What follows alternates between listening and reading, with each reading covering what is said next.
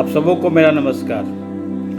मैं पिछले कई दिनों से आप लोगों से विभिन्न विषयों पर चर्चा करते आ रहा हूँ। कभी कोरोना के बारे में, कभी हम कैसे अपना जीवन स्तर उठाएं, कभी स्टॉक मार्केट के बारे में, कभी H1B वीज़ा आदि तमाम विषयों पर। आज मैं ऐसे ही एक वीडियो क्लिप देख रहा था, तो उसमें मैं आज देख के मुझे काफ़ी एक मैंने अपने धर्म का इस तरह से ह्रास हो रहा है, हिंदू धर्म का, सनातन धर्म का।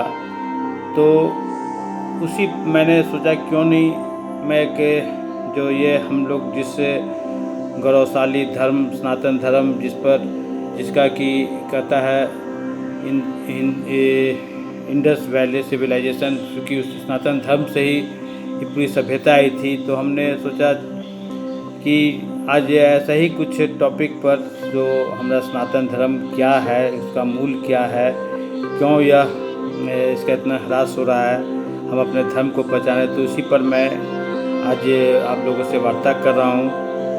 तो देखिए, हमें पहले तो अपने गौरवशाली धर्म को जानना होगा, यह कितनी गौरवशाली है।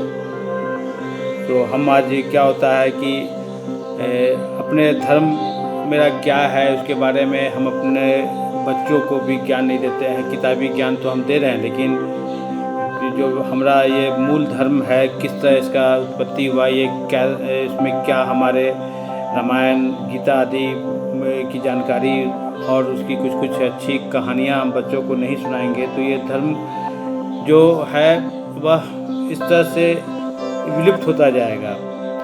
पहले के समय में अगर हम याद करें तो पहले आप गुरु हुआ करते थे, वह सिस्टमेटिक वे में अपने शिष्यों को शिक्षा व अध्यात्म आदि का एक सनातन धर्म के बारे में पूरी ज्ञान पूरी सीख देते थे, जिस कारण वे उस समय जो समय था उस समय सारे मैंने आप खुद देखे होंगे कितने शिष्टाचार में, संस्कार में, और एक उनका मैंने अनुकरण योग्य जीवन होता था।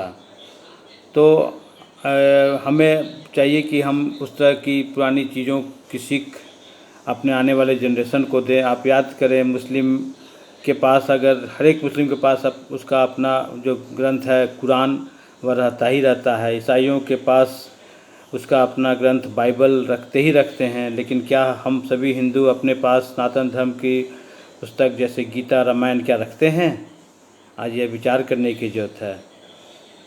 आए दिनों आप मीडिया में हम देखते हैं कि हमारे धर्म का उपहास उड़ाया जाता है और तरह तरह के ये धर्म के विरुद्ध बातें फिल्म आदि बनाई जाती हैं, और हम मूक दर्शक बनकर ये सब देखते रहते हैं। आखिर कब तक हम इस तरह अपने धर्म का उपहास होते देते रहेंगे? यह क्या हम लोग इसके लिए जिम्मेदार नहीं हैं?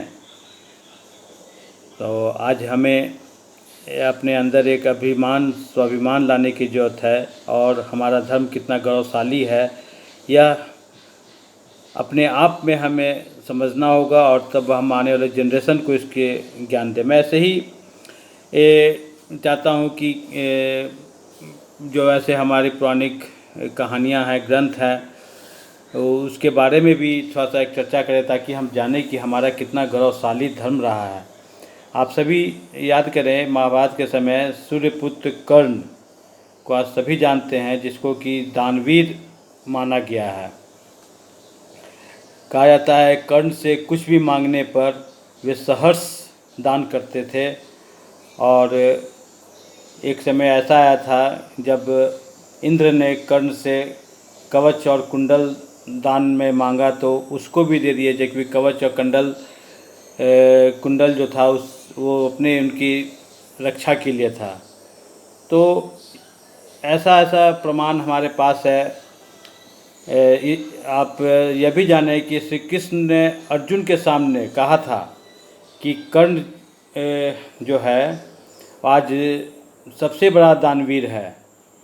इस पर अर्जुन जी काफ़ी नाराज़ हुए थे, बोले कि आपको पता है मैं आज सबसे अधिक धन साम्राज्य हमारे पास है।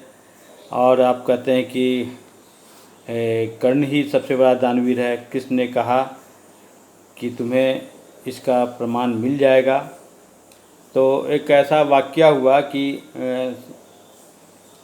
मेरे पूरे साम्राज्य में काफ़ी बारिश हो रही थी और उसी बारिश में एक ब्राह्मण के यहाँ कोई मौत हुई और उस ब्राह्मण को लकड़ियाँ चाहिए थी। तब ब्राह्मण जो है वह सर्वप्रथम अर्जुन के पास गया। तो अर्जुन बोले कि भाई तुमको तो पता ही है कि चारों ओर बारिश हो रही है, तो इस समय हम कहाँ से तुम्हें सूखी लकड़ियाँ दे सकते हैं, कहीं भी सूखी लकड़ियाँ नहीं है, तो तुम भी देख रहे हो। तब वो क्या करे, क्योंकि उसे अपने यहाँ जो मृत्यु हुई थी उसका दाह संस्कार करना था, उसे लकड़ियाँ चाहिए थी। तब वह प्रथम वाचक बनकर वह कृष्ण के पास गए। कृष्ण ने कहा कि तुम कर्ण के पास जाओ, वह ज़रूर तुम्हारा कोई ना कोई उपाय लगा देंगे।